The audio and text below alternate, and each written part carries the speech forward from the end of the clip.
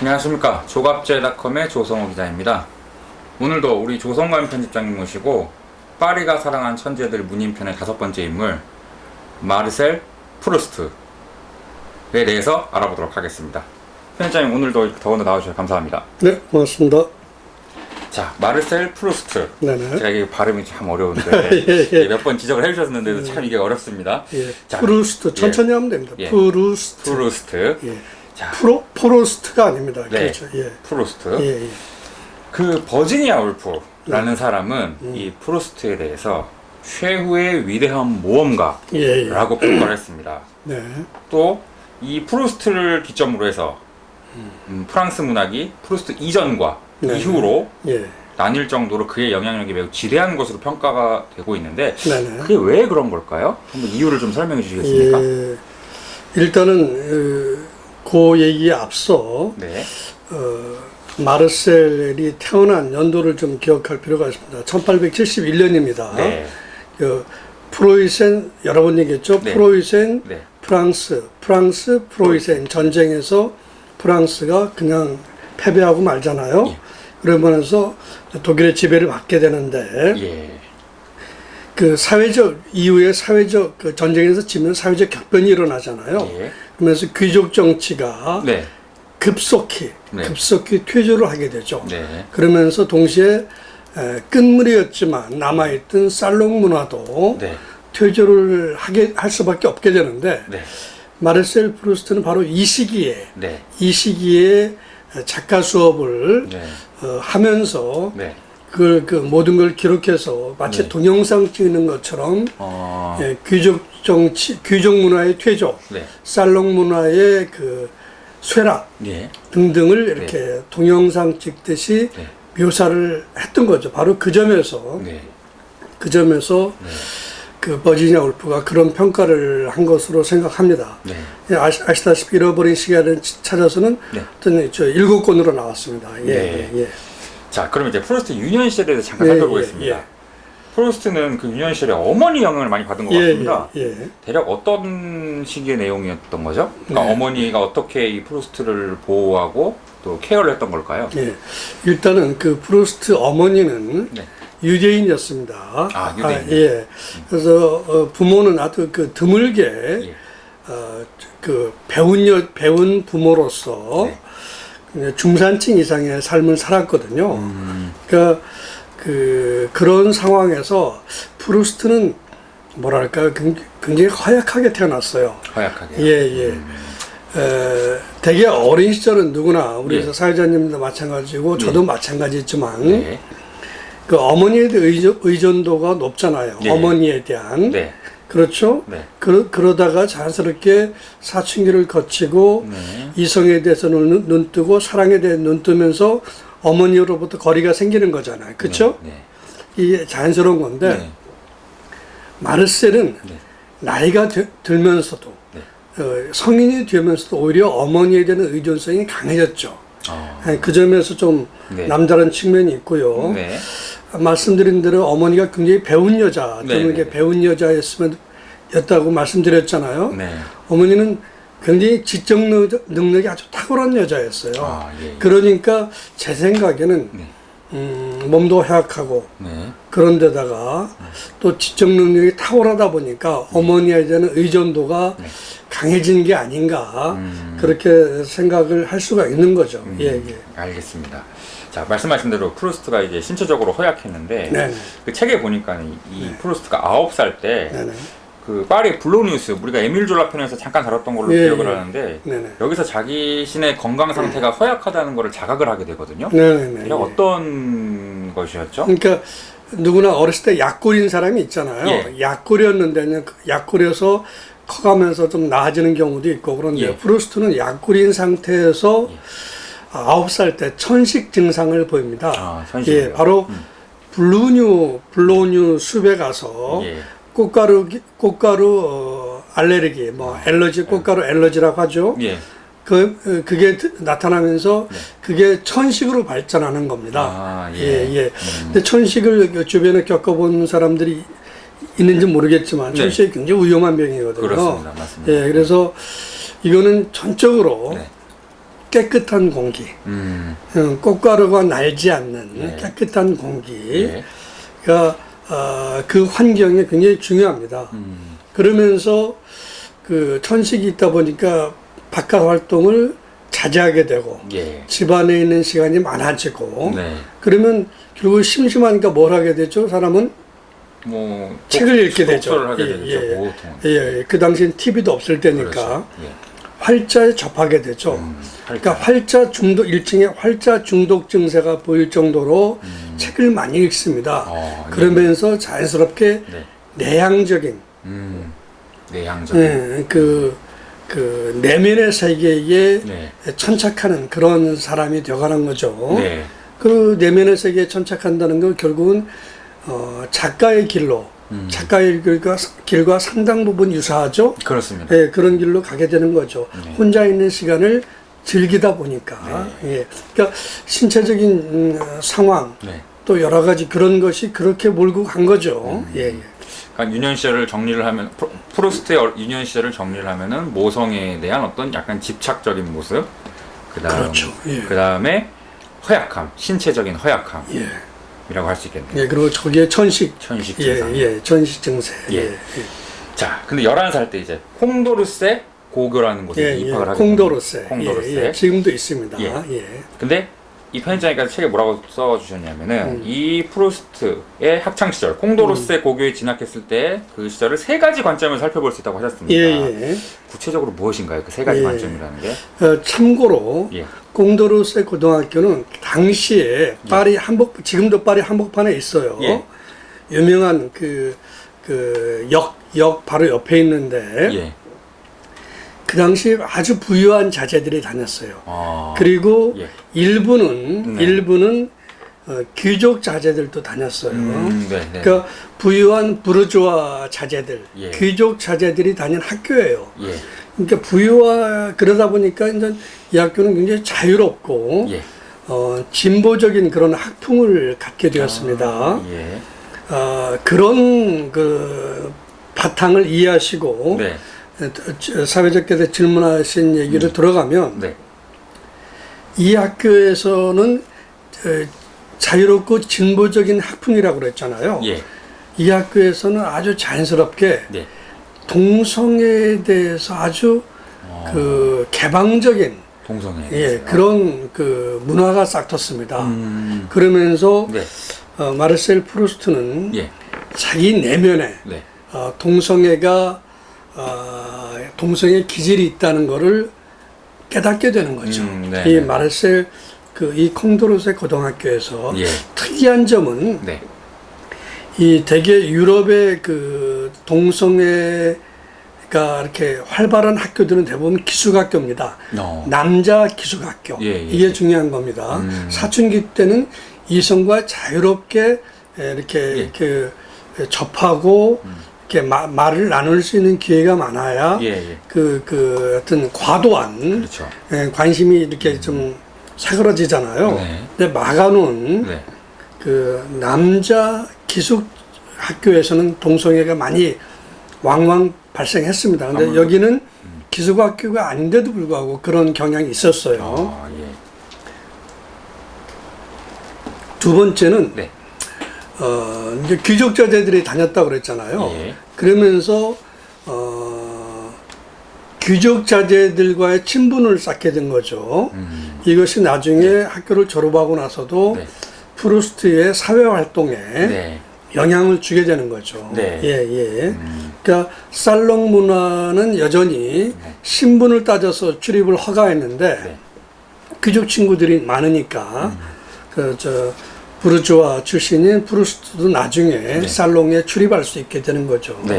근데 세 번째는 돈이 많다고 그랬잖아요. 그러니까 자비로 문회지를 만들어서 문학 청년들과 함께 아마추어지만 습작 활동을 할 수 있었다는 그런 한 세 가지가 콩도르세 고등학교에 다니면서 우리가 기억해야 하는 것이라고 저는 생각합니다.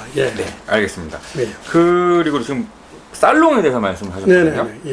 자, 이 소르본 대학 졸업 후에 프루스트가 이 살롱을 출입하게 됩니다. 네네. 근데 이 살롱이라는 게 이게 사교 모임의 장인 건가요? 어떻게 해석을 해야 될까요? 크게 보면 그렇죠. 네. 근데 이제 제가 그랬잖아요. 귀족 문화의 전통이 네. 끝물이겠지만 네.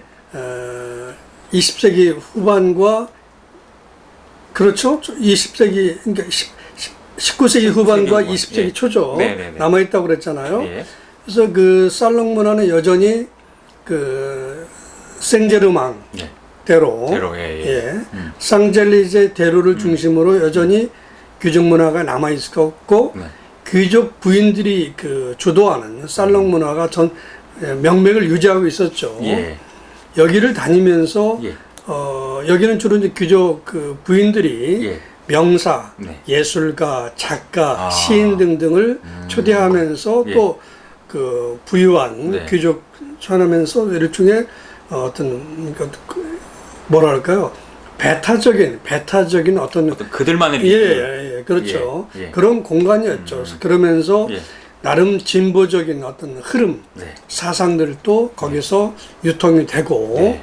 공유하고 예. 그런 거였죠. 근데 그 프루스트는 네. 원래 신분상 여기 드나들기 어려웠는데 네. 그렇잖아요. 뭐 그 작가 지망생이었잖아요. 네, 네, 네. 지망생에 불과한 거죠. 네. 근데 귀족 친구들과의 친분으로 여기를 드나들 수 있었던 거죠. 예. 예. 근데 이 살롱 출입을 어느 순간 프루스트가 딱 발을 끊게 되는 계기가 있다면서요? 예. 네. 제가 그 에밀 졸라 편에서 말씀드렸지만 그 예. 드레피시 사건이 네. 1890년대 중반일 겁니다. 네. 그러면 나이로 치면 그 1871년생이죠. 예. 그 프루스트가 프루스트가요, 예. 그러면 그 드레피시 사건이 났을 때가 20대 초반일 겁니다. 네. 그렇죠? 네. 살롱을 이 살롱 저 살롱 드나드는데 네. 드레피시 사건이 터집니다. 네. 터지는 순간부터 네. 이 살롱은 기본적으로 돈 많은 사람들이 다니잖아요. 네. 사회의 신분과 경제적으로 최상류층이잖아요. 네. 이 사람들이 일제히 네. 반 드레피시 노선에 서게 되는 겁니다. 아. 근데 제가 그랬죠. 그 마르셀 프루스트의 어머니는 유대인이라고 그랬습니다. 예, 그렇죠. 그러다 보니까 자연스럽게 프루스트는 드레피시 쪽에 이렇게 기울게 되는데 그렇죠. 자기가 친하게 지내고 네. 자기가 어울렸던 그런 문화 그런 살롱에서는 완전히 정반대의 그런 분위기잖아요. 그러니까 실망한 나머지 살롱의 발길을 끊는 거죠. 아, 예. 그러면서 마르셀은 네. 그 드레피쉬를 네. 지지하는 입장에 서서 재판정에 참석한다든지 네. 재심 요청 탄원서를 들고 서명을 받으러 여기저기 뛰어다닌다든지 왜냐하면 어렸으니까 응? 그 무명 작가에 불과했으니까 그런 그 심부름 역할을 막내 역할을 자임하는 거죠. 아, 예. 그러니까 드레피스 구명을 위한 어떤 활동도 그렇죠. 했다는 말씀이시네요. 예. 자, 그러면 이제 프루스트의 대표작, 아까 말씀하셨던 음. 대표작 중 하나인 잃어버린 시간을 찾아서 조금 얘기를 해보겠습니다. 자, 이 책을 집필하는 도중에 이 프루스트가 상당히 흥미로운 체험을 하게 됩니다. 네네. 근데 그 대상이 바로 마들렌 과자죠. 네. 예, 부드러운 쿠키입니다. 쿠키, 딱딱하지 않고 그렇죠. 티에 이렇게 적셔서 먹는. 예. 자, 거기에서 무엇인가 어떤 신비로운 체험이 있다고 하는데 그걸 좀 흥미롭던데 한번 설명을 좀 부탁드리겠습니다. 사회자님 혹시 1년 전 오늘에 있었던 일을 예. 그 메모를 보지 않고 일기를 보지 않고 기억하실 수 있나요? 저는 절대로 불가능합니다. 예, 저도 마치 예. 제가 수첩을 작년 1월 1년 전에 수첩을 보지 않으면 기억을 못 할 겁니다. 네. 사람의 기억은 네. 그 시간이 만들어내는 집적물이죠. 그렇죠? 시간의 집정물이죠. 예. 동시에 네. 이게 참 무서운 얘기인데 네. 동시에 기억은 시간의 희생물입니다. 시간이 흘러가면 갈수록 기억은 흐려지고 네. 희박해지죠. 네. 그러면서 종국에는 네. 언제 그 기억이 맺혀졌는가 모를 정도로 사라지게 되는 예, 거죠. 예, 예, 예. 그래서 네. 메모하지 않으면 일기를 쓰지 않으면 기억은 다 사라져요. 맞습니다. 그런데 네. 어떤 특별한 경우는 기억이 메모하지 않아도 맺혀지는 경우가 있습니다. 그게 바로 맛, 맛. 다른 말로 하면 후각, 노래, 다른 말로 음악, 공간 혹은 건축물 뭐 이렇게 한 세 가지가 그렇죠. 되겠죠. 사장님 그런 경험이 있으셨을 겁니다. 그 어떤 음식을 맛봤을 때, 이거 내가 몇 년 전에 누구랑 먹었을 때 이런 이 맛과 아주 흡사한데 그러면서 그 당시에 그 사람과 나눴던 대화, 그 당시 그 식사를 했을 때 있었던 사람들, 이런 게 주변 기억들이 떠오르는 경험을 여러 번 하셨을 겁니다. 맞습니다. 그렇죠? 막연하게나마 떠오르는 그런. 누구나 이런 경험을 합니다. 네. 그래서 이건 뭐냐면요. 네. 이미 다 과학적으로 증명된 건데, 네. 맛은 결국 그 후각과 연결이 되잖아요. 예. 후각신경이 뇌의 변연계에 네, 정보를 보내는데 이 변연계란 곳은 인간의 기억을 형성하고 저장하는 곳입니다. 그래서 네. 기억과 일종의 감정을 형성하고 저장하는 공간이거든요. 네. 그러니까 후각과 함께 맛과 함께 주변 기억들이 저장되는 거죠. 이렇게 덩달아서. 예. 그래서 지금 TV를 틀면 여기저기 온통 맛시장이나요. 그죠. 맛집 관련 네, 프로그램들. 천지잖아요. 왜 근데 또 거기에 공감하잖아요, 대중들이. 바로 그것 때문에 그렇습니다. 예, 이해가 됩니다. 그렇게 말씀해 주시니까요. 자, 알겠습니다. 그렇게 이제 프로스트가 이런 소설 기법을 이용을 한 겁니다. 이제 맛을 통해서. 네.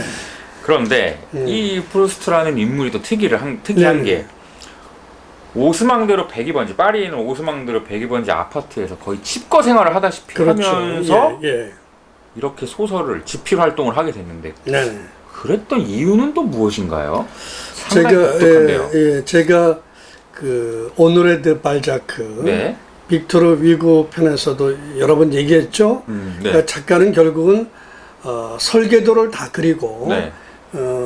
주제를 정했죠. 네. 그럼 설계도를 다 그렸죠. 네. 그러면 오로지 집중과 몰입의 시간이 필요합니다.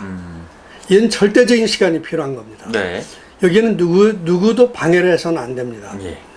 그러니까 오스망대로는 지금도 그때나 지금이나 번화가인데 프루스트가 살던 시대에는 자동차가 있었지만 여전히 주요 교통수단은 마차였습니다. 네. 자동차도 일부 있었죠. 네. 그렇다 보니까 소음이 나잖아, 대로니까. 네. 그러니까 소음이 들어올 수 있는 모든 공간을 그 틈을 코르크로 막았죠. 그래서 네. 완벽한 무음의 상태. 방음을 넘어서.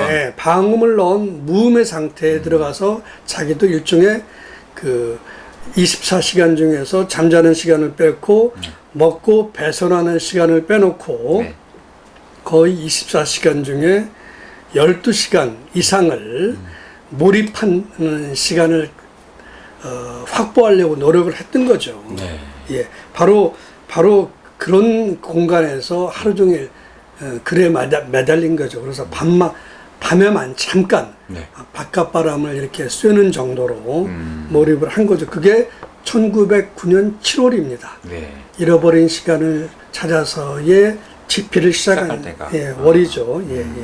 알겠습니다.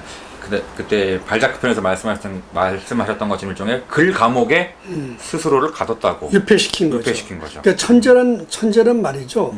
다른 게 아닙니다. 천재는 다른 면에서는 거의 바보 같은 사람이에요. 네. 일상생활이나. 네. 근데 다만 천재는 네. 자기를 유폐시키고 네. 자기를 어떤 특정 공간에 유폐시킨 상태에서 네. 어떤 주제에 몰입하고 예. 집중하는 능력이 탁월한 사람입니다. 그게 범죄와 천재의 여러 가지 차이가 있겠지만 저는 천재 연구가로서 차이 하나라고 생각합니다. 예. 알겠습니다. 네. 자, 이제 잃어버린 시간을 찾아서 얘기를 조금 더 자세하게 해보겠습니다. 예. 이게 총 7권인데 그중 첫째 권이 스완의 집 쪽으로가 네네. 처음에 이제 프루스트가 쓴 첫 번째 작품인데 네네. 이게 예. 출판사에 퇴짜를 맞았다면서요? 그렇죠. 예, 예. 그런데 이 퇴짜를 맞은 이후에 후대에 의해서는 이 잃어버린 시간을 찾아서가 역설적이게도 예. 궁극의 문학이라는 예. 찬사를 듣게 됩니다. 예, 예. 자, 그러면서 이 번역도 힘든 문장이라고 하는데 대략 어떤 내용인지 좀 설명 부탁드리겠습니다. 제가 그랬잖아요. 동영상 찍듯이 썼다고 그랬지 않았습니까? 그러니까 처음에 그랬죠. 그런 예. 얘기를 했었죠. 네. 대표적인 문장이 그런 겁니다. 어떤 경우는 피곤할 경우는 등을 대자마자 집에서 잠에 빠지잖아요. 네. 근데 그렇지 않을 경우에 네. 전전반칙하는 경우가 많잖아요. 그렇죠. 잠이 안 와서. 네. 이런저런 생각을 하잖아요. 맞습니다. 그러다 보면 누구나 이런저런 생각이 막 이런 생각이 들었다 저런 생각이 들었다 막 그러잖아요. 예. 그런데 프루스트의 소설 원고에 네. 여기저기 출판사에 보냈던 원고에 보면 전전반칙하는 그런 그 시간에 그걸 묘사한 게 네. 자그마치 원고지 횟수로 30장이 넘는 겁니다. 그래요? 그러니까 예, 예, 예. 그러니까 출판사 그 원고를 받아본 사람은 뭐 이렇게 잠들기 시간까지 이렇게 길게 쓰는 사람이 어딨냐. 그렇죠. 어떻게 그러면서 뭐 이상한 사람이야. 예. 그러면서 퇴짜를 넣는 거죠. 네. 그러니까 그 프루스트는 그 일상적인 것들 심지어 잠들기 전까지 그렇죠. 그런 순간까지도 현미경을 들이댔듯이 세세히 묘사했거든요.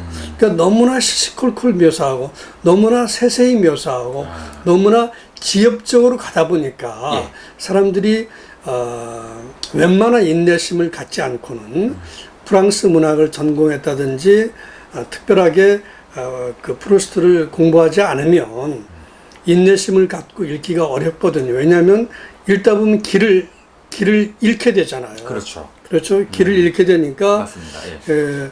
프루스트의 소설이 난해하고 읽기 어렵다 그러는 거죠. 그래서 아까 여러 가지 생각이 막 동시에 든다고 그랬잖아요. 네. 그러니까 일상생활에서도 사람은 결코 논리적으로 생각하는 사람이 아닙니다. 여러 가지 생각, 이 생각이 저 생각이 막 드는 거죠. 네. 다만 그걸 바로 할 때는 논리적으로 생각을 정리해서 말할 뿐이죠. 네. 그러니까 그런 이 생각 저 생각이 막 들어오는 네. 그 머릿속에서 여러 가지 생각이 동시에 나는 거를 쉽게 말하면 그런 거를 일종의 의식의 흐름 기법이라고 하는 거죠. 뭐 제임스 조이스나 네. 제임스 조이스의 율리시즈나 그렇죠? 네. 그 버지니아 울프의 그 있죠? 그런 게 또 프로스트의 그런 작품들 그런 게 바로 의식의 흐름 기법을 의식의 흐름 기법이요. 이용한 거죠. 그러니까 우리가 무심결에 넘길 수 있는 것들을 프로스트는 아주 예민한 감각으로 집어냈다고 할 수 있겠네요. 예, 그래서 네. 이미 문학사에서 그 프루스트 읽기가 어렵다는 말을 하잖아요. 네. 그러니까 프루스트 읽기 사전이 나오잖아요. 어렵다고 하니까. 그렇죠? 네. 그건 마찬가지로 네. 카프카 사전도 있어요. 도스토옙스키 사전도 있고요. 그래서 이미 수많은 네. 프루스트 연구자들이 연구를 끝냈어요. 그래서 프루스트는 만연체 문장으로 유명한데 네. 가장 짧은 문장이 네. 뭐 대략 3줄 반, 3행 반 그리고 네. 가장 긴 문장이 네. 자그만치 네. 몇 개 단어로 이루어졌냐면 이미 연구가 다 끝났습니다. 네. 프루스트에 관한 해서는 후대에 저나 저 뒤에 후대들이 새롭게 연구하기가 어려울 정도로 너무나 많은 연구가 이루어졌습니다. 그 중에 하나가 그 가장 긴 문장이 552개, 522개의 단어로 이루어졌다는 거 아니겠습니까? 그러니 얼마나 어렵겠어요. 어마어마합니다. 예, 그러다 보니까 읽다 보면 길을 잃게 되는 거죠. 네. 예. 그러니까 이상할 게 하나도 없습니다. 예. 자, 이렇게 잃어버린 예. 시간을 찾아서가 이제 출간되자마자 네. 굉장히 이런 독특한 기법으로 인해서 떠들썩하게 이제 프랑스 그렇죠. 문단을 떠들썩하게 예, 만들었는데 나온 게 1912년 9월입니다. 1912년 9월에 나와서요. 네. 그러니까 1907년 7년인가 아니 1909년이죠. 9년이죠. 그러니까 3년 만에 그렇죠? 네. 1909년 7월에 그 네. 칩거에 들어가서 네. 3년 만에 어쨌든 나왔죠. 근데 참고로 여기저기 이런저런 출판사에서 퇴짜를 맞았잖아요. 네. 그러니까 자비로 출판한 겁니다. 아, 이게 돈이 많으니까 예, 아무래도 그렇죠. 예, 프루스트가 예, 유산을 받아서 돈 먹고 사는 문제는 걱정이 없었으니까 네. 자비로 낸 겁니다. 예. 그래서 이제 이 1편을 보고 나서 이제 2권을 이 1편은 퇴짜를 막는 등 이렇게 좀 어떻게 보면 시작부터 조금 그 좋지 않은 부분이 있었는데 2권을 내달라고 프루스트한테 이렇게 그러니까 1권이 나왔죠. 그러니까 네, 나왔죠. 퇴짜를 고 자비를 냈죠. 네. 예, 자비를 냈고 그걸 보고 또 예, 2권을 내달라고 한 사람이 그런 있는데 거죠. 예. 운명적인 사람이라고 할 수 있을 것 같아요. 예, 예, 예, 프루스트와 있어서 그게 누군가요? 예, 앙드레 지드죠. 아. 그 당시 앙드레 지드와 프루스트는 나이 차이가 얼마 안 났는데 네. 뭐 5살 아마 안팎일 겁니다. 예. 근데 앙드레 지드는 당시에 프랑스 문단에서 영향력 있는 사람이었고 당시 예. 그 퇴짜를 놓은 출판사 중에 네. 그 갈리마르 출판사도 있었는데 네. 그 출판사에서 일종의 문해지를 만들어냈는데 네. 거기에서 그 앙드레 지드가 이제 편집장 역할을 했던 거죠. 예. 거기서 노를 했습니다. 그러니까 책을 나온 거 보니까 네. 의학했죠. 그러면서 사과 편지를 보낸 겁니다. 네. 몰라봐서 죄송합니다 등등. 그러면서 그 편지로 일단은 이렇게 만남이 시작된 겁니다. 편지로. 예. 그러다가 만나서 이렇게 하는 관계가 로 발전하는 거죠. 네. 거기에는 앙드레 지드가 역시 동성애자라는 것도 그 가만히 됐죠. 그러면서 이 책에는 이렇게 나왔었습니다. 2권, 3권이 네. 곧 출간됩니다. 이렇게 했는데, 네. 저 갈리마르랑 다 예약이 됐었죠. 네. 근데, 그만 1차 세계대전이 터진 거죠. 아, 또 전쟁을 만나게 예, 되는군요. 예. 네. 제가 저번에 말씀드렸죠. 전쟁이 터지면 물자가 부족하죠. 그렇죠. 그렇죠? 네. 모든 게 네. 생필품도 부족해지고 난방 연료도 부족하고 그러니까 출판이 미뤄지는 거죠. 네. 예. 그 앙드레 지드하고는 어떤 이렇게 교류가 이루어졌던 건가요? 그러면 그래서 처음에는 이제 편지를 주고받는 관계였다가 네. 그러니까 동성애자라는 걸 알고 앙드레 지드도 예. 그러면서 네. 한참 뒤에 네. 그 만남이라는 게 결국 한 사람이 만남을 만나고 한번 만나서 얘기하자고 하자면 안 되는 거잖아요. 네네네. 나중에 네. 프루스트가 그렇게 해서 그 만나서 대화하는 관계로 나중에 발전하게 된 거죠. 예. 두 번째 그 책을 내고 나서부터 그런 거죠. 예. 네. 그래서 저는 이제 쭉 책을 보다가 이 편집장님 책을 보다가 보니까는 앙드레 지드하고는 연인 관계가 아니었던 것 같고, 그건 아니었죠. 예. 따로 동성 연인이 있었더라고요. 예. 또 그 동성 연인을 또 소재로 한 소설도 프루스트가 썼고요. 예. 그 인물이 누군가요? 그 1차 세계대전이 일어났다고 그랬잖아요. 예. 그래서 원고는 준비되어 있지만 네. 어쩔 수 없이 출판이 미뤄지잖아요. 네.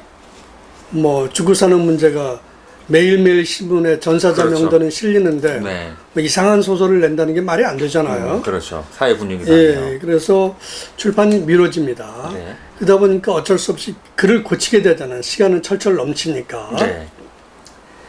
그때 와중에 프루스트는 매년 여름에 소설가로 전업 작가로 활동하면서 매년 여름에 노르망디 해변 북서쪽이죠. 네. 북서쪽에 노르망디 해변에 가서 그 여름 휴가를 즐기는데 그때마다 그 아주 고급 호텔에서 그 장기 투숙하면서 여름을 지냈거든요.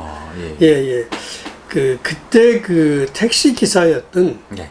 이탈리아계 택시 기사였던 네. 어떤 남자를 아고스티넬리라는 어떤 남자를 만나게 되는데 이 남자가 배움의 정도나 뭐 그건 없지만 굉장히 그 매력적으로 생긴 남자였어요. 네. 거기에 마르셀이 그 빠져서 동성애적 감정을 느낀 거죠. 네. 그러면서 전용 택시 기사로 휴가 갈 때마다 그러다가 네. 어느 순간부터 파리로 데려오죠. 그 근데 택시 기사를요? 예, 이 남자는 양성애자였습니다. 예, 네. 그러면서 너를 뭐 주저하니까 네. 그러면 너의 애인도 데리고 와라. 내가 먹고 자는 걸 해결해 줄 테니까. 그러면서 아파트에서 네. 아파트라는 게 평면 단일한 공간이잖아요. 네, 복층이 아닌 경우에 그렇죠. 평면 공간에서 그 어떤 미묘한 그런 관계를 유지하면서 함께 사는 거죠. 네. 그러면서 아고스틴 엘리는 여러 가지 복잡한 역할을 맡게 되는 겁니다. 다중적인, 그러니까 보십시오. 네. 비서입니다. 그렇죠. 그 비서면서 속기사도 하고, 기사도. 예, 예. 그리고 운전기사. 이 사람이 그렇죠. 그렇죠. 운전기사. 네. 그리고 때때로 동성 애인. 애인. 예. 그런 복잡한 관계. 다중적인 관계를. 예, 예. 그러니까 굉장히 복잡하죠. 네. 그런 관계를 유지하게 된 겁니다. 예, 예. 그러면서 네.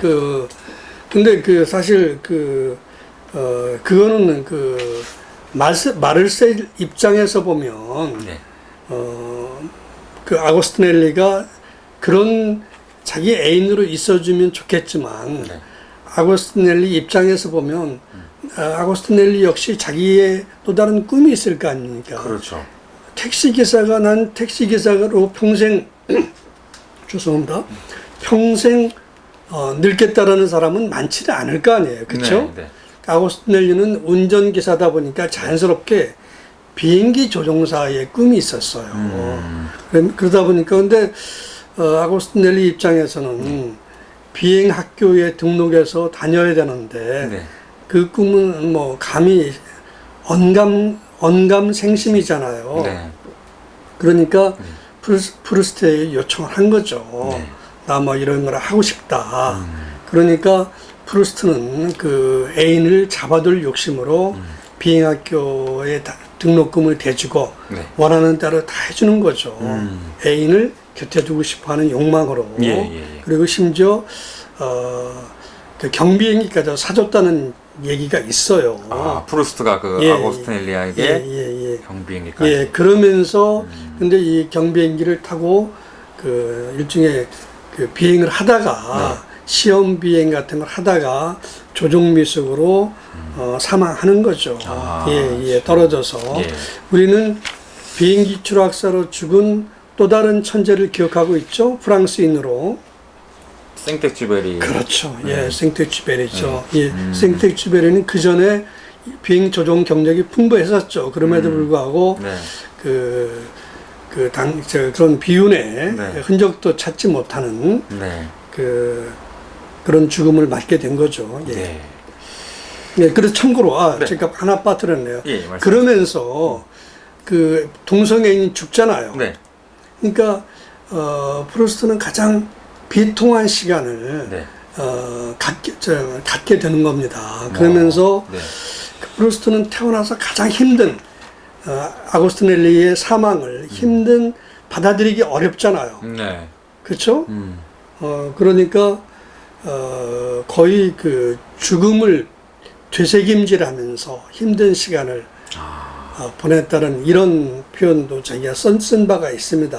그러면서 자연스럽게 써놓은 원고를 출판이 안 되니까 자꾸 첨삭을 하게 되잖아요. 네네네. 근데 모든 원고는 첨삭을 하면 늘어나잖아요. 네. 그러면서 예정이 없던 그 동성애와 관련된 이 편을 하나 집어넣은 거죠. 그게 바로 사라진 알베르틴이라는 제목으로 또 다른 책 한 권이 들어가는 거죠. 그게 바로 아고스티넬리와 관련된 얘기입니다. 물론 아고스티넬리라는 실명을 쓰지는 않았지만 그렇죠. 예. 알겠습니다. 그러고 아고스티넬리를 잃은 프루스트는 이제 좀 풍화와 침식이 되는 것 같아요. 본인의 삶이. 그렇죠. 그러다가 이 천식, 아까 말씀하셨던 그런 천식 합병증이 예. 악화가 되면서 그렇죠. 그 오스망대로에서 이제 아물랭가 44번지로 이사한 예, 상태에서 네. 그곳에서 최후를 맞이를 하게 그래도 됩니다. 죽죠. 예, 네. 예. 근데 이때 유언처럼 남긴 말이 굉장히 조금 의미심장하던데 예, 예. 그게 어떤 얘기였던 건가요? 그러니까 간혹 네. 그 의식이 있는 상태에서 죽는 사람들이 네. 유가족들한테 그 짧은 말을 남기고 합니다. 네. 근데 그 죽음의 사자를 보는 거죠. 네. 그러니까 그건 오로지 죽어가는 사람만 보는 거죠. 네. 근데 그 마르셀도 역시 그 자기 인전 일종의 하녀한테 남긴 말인데 네.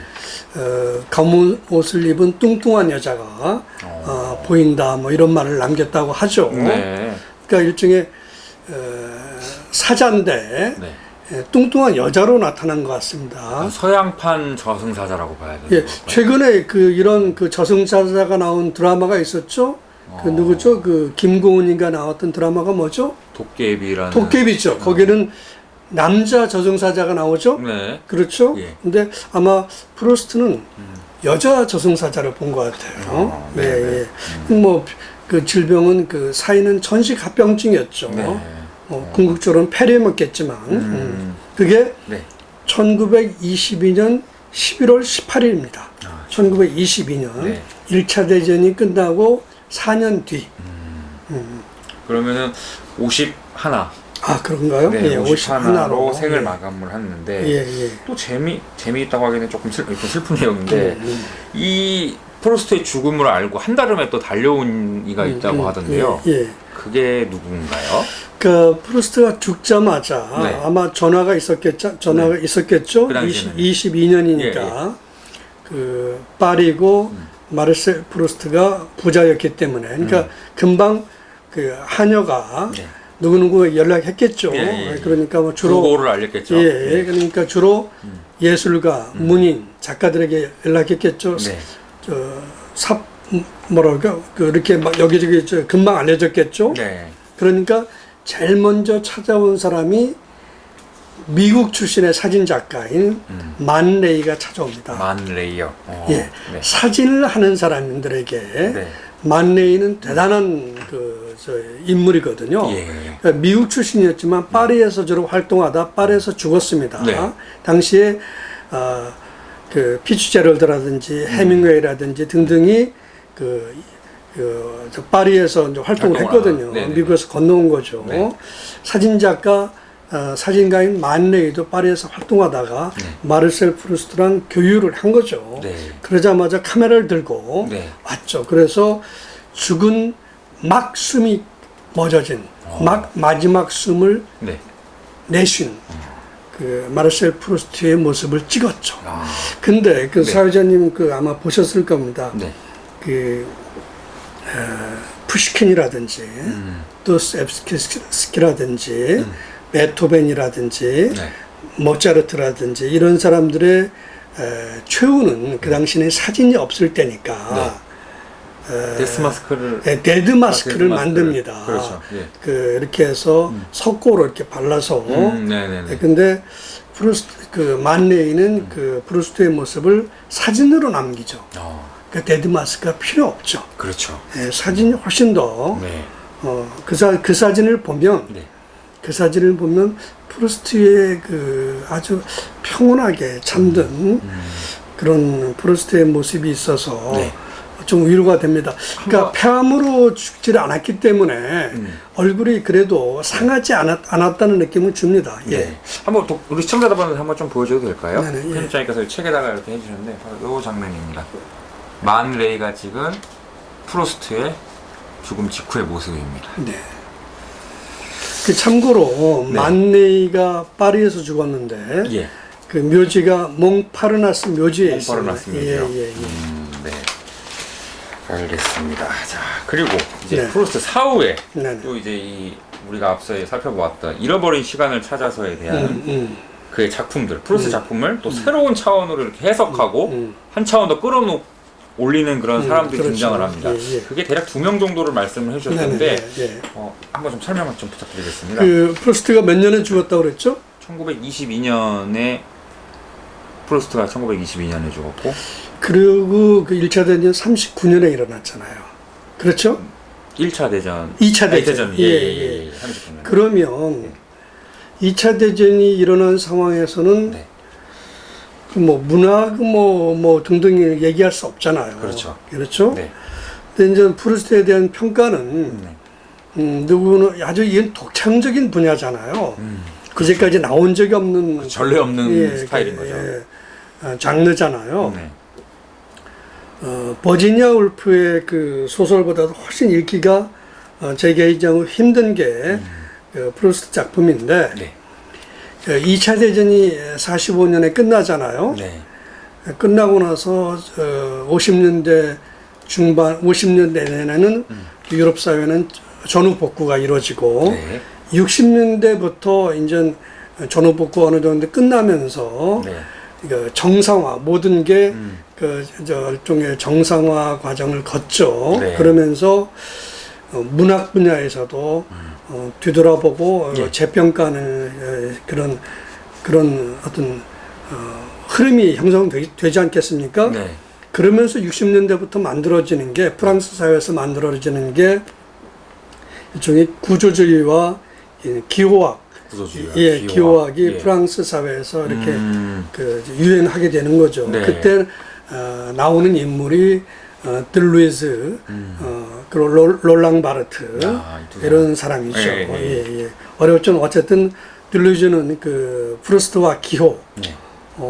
롤랑 바르트는 프루스트와 이름. 뭐 등등으로 프루스트를 재평가하게 되면서 네. 그 일반 대중이 저 같은 범죄들이 이해하기 어려운 네. 프루스트 세계를 비교적 쉽게 네. 아 이렇구나, 네. 아 이런 것이었구나, 네. 아 이렇게 보니까 이렇게 볼 수 있겠구나 라고 하는 일종의 숏컷, 지름길, 손을 잡아서 이렇게 안내를 하는 거죠. 그렇죠. 아 이건 이런 의미다. 그러니까 훨씬 읽기 이해가 쉬워져. 쉽겠죠. 예, 그렇죠. 후대 사람들이. 그러니까 그런 역할을 들리즈와 롤랑 바르트가 하게 되는 거죠. 항상 그 제가 그랬잖아요. 네. 불멸의 천재는 그게 노래든 네. 회화든 네. 음악이든 네. 문학이든 리메이크 혹은 재평가 후대에 의해서 그렇게 되지 않으면 그건 당대로 끝나는 거죠. 그렇죠. 예. 누군가가 바로, 예, 그렇죠. 의미부여를 해줘야죠. 불멸성은 결국은 불멸성이라는 건 뭐냐면 후대가 만들어내는 겁니다. 그렇습니다. 그렇죠? 네. 당대가 만들어내는 건 아닙니다. 네. 당대 반짝하고 후대에서 완전히 사라지는 경우가 허다합니다. 그렇죠. 불멸성은 당대가 만들어내는 겁니다. 후대. 맞습니다. 그래서 이제 프루스트가 역사가 어떻게 보면은 역사에 남았다고 볼 수 그렇죠. 있죠. 예. 알겠습니다. 자, 이제 우리 시청자분들이 기다리는 시간일 수도 있겠는데요. 이 프루스트가 프루스트의 자취가 남아 있는 곳으로 우리 한번 가보도록 하겠습니다. 먼저 편집장님께서 취재하신 내용입니다. 이것도 다 오스망대로 102번지. 방음을 넘어 무음의 공간으로 만들었던 오스망대로 102번지 아파트. 지금은 어떻게 변해 있던가요? 그게 뭐 파리의 대부분 거리 집들이 그렇지만 네. 1층은 네. 상가, 네. 2, 3, 4, 5, 6층은 예. 예컨대 아파트거든요. 예. 샹젤리제대로도 마찬가지입니다. 대체적으로. 네. 근데 그 오스망대로 102번지는 지금 현재는 1층은 은행이 들어서 있고, 은행이요. 예, 뭐 위층부터는 여전히 그 주상복합이니까 아파트죠. 뭐 제가 살고 있는 남의 집을 가볼 수는 없었던 거고, 102번지에 가니까 플라크가 있고 거기에 이렇게 여기서 몇 년도부터 몇 년도까지 살았다는 표시가 되어 있더라고요.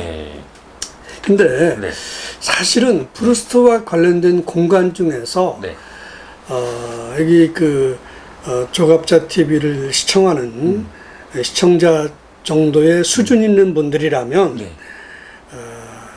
파리 16구를 가봐야 됩니다. 16구요? 예, 16구는 지금이나 그때나 지금이나 19세기 말이나 프루스트가 태어난 19세기 말이나 지금이나 프랑스 파리에서 가장 상류층이 사는 공간이거든요. 16구라는 곳이요? 예. 그래서 최근에 그런 책도 나온 적이 있어요.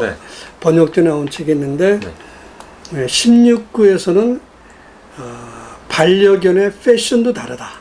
하하. 예. 네. 그만큼 수준이 배움이 있고 그렇다면 배움이 있다는 건 그만큼 교양 수준이 높은 사람이 많다는 거죠. 네.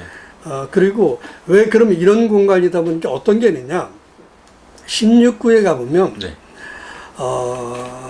참 재밌는 게 많은데 그 중에 하나는 여러분 세기말이라는 거 들어보셨을 겁니다. 세기말이 되면 불안과 어떤 초조함, 네. 설레임 등등이 겹치잖아요. 겹치죠. 복합적으로 네. 오잖아요. 그러면서 새로운 걸 시도하게 되잖아요. 네. 그러면서 그게 여러 사조로 나오죠. 뭐 아르누보, 유겐트 스틸 뭐 등등이 쫙 있지 않습니까? 세세 오스트리아에서 제체시온 등등 나오는데 아르누보 스타일의 건축물들이 16구에 많이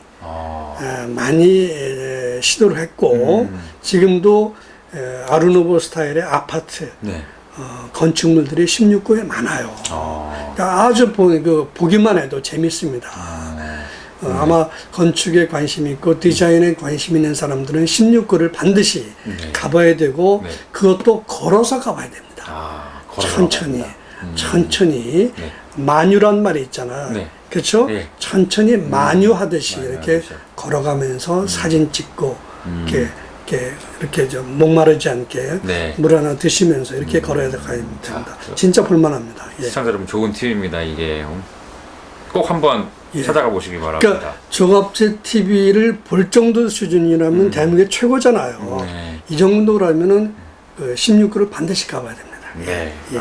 좋은 팁을 주셔서 감사합니다. 네. 자, 그 다음에 가봐야 할 곳이 프루스트의 고향입니다. 네네. 일리의 꽁브레 마을이라고 하는데 네. 여기는 또 프루스트 박물관이 있다고 하네요. 예. 그쪽에 어떤 느낌이셨나요? 가보시니까. 그 조그만 마을이기 때문에 네. 직접 가는 열차는 없어요. 아. 파리에서 예. 한 번 갈아타서 네. 갈아타는 시간까지 감안하면 네. 한 2시간 정도가 소요가 됩니다. 네. 이 집은 고모 집이죠. 아버지 집안이 부유했잖아요. 네. 고모가 살던 집인데 어릴 때 자주 네. 갔던 집이죠. 네. 근데 직접 가보면 네. 상당 부분이 이 집을 배경으로 한 그런 부분이 많은데 네. 스완의 집이라든지 지보로라든지 그런 거에 보면 네. 근데 현장을 가보면 네. 소설이 대부분 픽션이구나. 그 집과 여러 공간을 모티브를 얻었지만 상당 부분 네. 픽션이구나 하는 걸 느끼죠. 근데 이 집에는 일종의 박물관인데 두 사람이 관리를 하고 있어요. 네. 남자는 그 박물관을 소개하는 사람이고 한 여자분은 중년의 여자분은 여러 가지 기념물이나 관련 자료, 책들을 파는 사람인데 자부심에 넘쳐 있죠. 예. 그렇습니까? 예. 그리고 참고로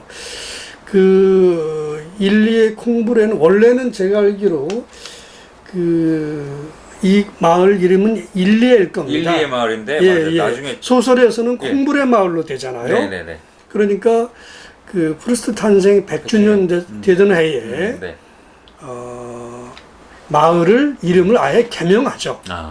일리의 콩브레로. 마을로. 예. 놀라운 인물이죠. 그렇습니다. 결국 문학이 이걸 바꿔놓는 거죠. 지명을 바꿀 정도로. 예.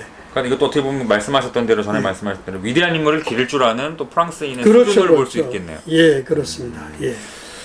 알겠습니다. 그리고 프루스트의 묘소에도 또 가보셨다고요? 물론이죠. 예. 근데 보시고 처음엔 좀 실망을 네, 하셨다고 하는데 예. 그 이유는 무엇인가요? 프루스트의 네. 삶 자체가 아주 특별하잖아요. 네. 그렇죠? 네. 프루스트는 평생 먹고 사는 일을 해본 적이 없어요. 돈벌이를. 그렇죠. 예. 네. 돈이 흘러 넘치는데 유산을 받아서 굳이 할 필요가 없죠. 그러면서 오로지 글쓰기에만 전념을 한 거죠. 네. 그리고 그러다 보니까 네. 또 어릴 적에 환경도 그랬고 약골이었고 네. 천식을 알았고 네. 그러니까 그가 남긴 앞에 여러 가지 있지만 그건 기억 못하고 다만 7권짜리 잃어버린 시간을 찾아서만 기억하는 거죠. 그렇죠. 그게 얼마나 독창적인 문학입니까? 그렇죠. 그렇죠? 네. 그래서 그 프랑스인들은 이런 말 하죠. 마르셀 프루스트가 있다는 게 프랑스의 자랑이다. 라는 말을 하지 않습니까? 네. 그러니까 삶 자체가 그랬고 네. 문학 자체가 그가 남긴 작품 자체가 독창적이잖아요. 근데 제가 뭐 그 몽마르트 네. 묘지, 몽파르나스 묘지, 네. 베르라시오지 묘지 등등을 다 다녀봤지만 묘지에는 삶과 어울리게 아주 특별한 묘지들이 많거든요. 그런 면에서 저는 프루스트 마르셀 묘지는 뭔가 특별한 게 있지 않겠느냐 그런 기대를 했던 거죠. 네. 근데 그런 게 없이 평범해 보였던 겁니다. 다만 네. 까만색 돌을 오석이라고 하잖아요. 까마귀 오자를 써서 네. 값비싼 오석을 쓴 건 틀림없지만 네. 묘지 자체는 평범했습니다. 처음에는 왜 그랬을까 생각했는데 나중에 생각해 보니까 네.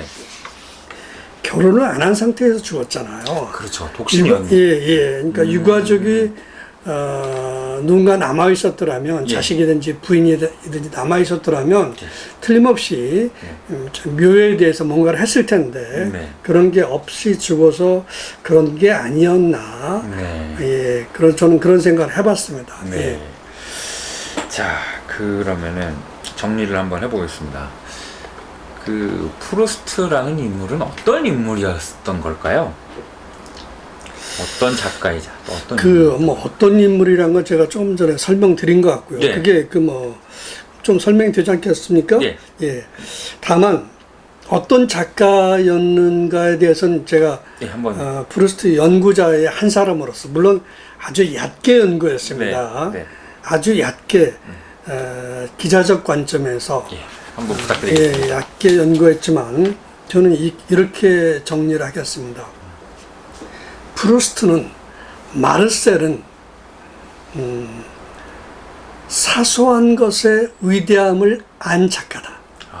사소한 것의 위대함을 아는 작가다. 예. 네. 그래서 그의 문학을 보면 그 당시 귀족 사회, 그 당시 살롱 문화, 그 당시 19세기에서 20세기로 넘어가는 프랑스 사회의 농촌 풍경이라든지 여러 가지 풍경이 그대로 다 마치 동영상을 찍은 것처럼 남아 있잖아요. 네. 그게 어디에 있겠습니까?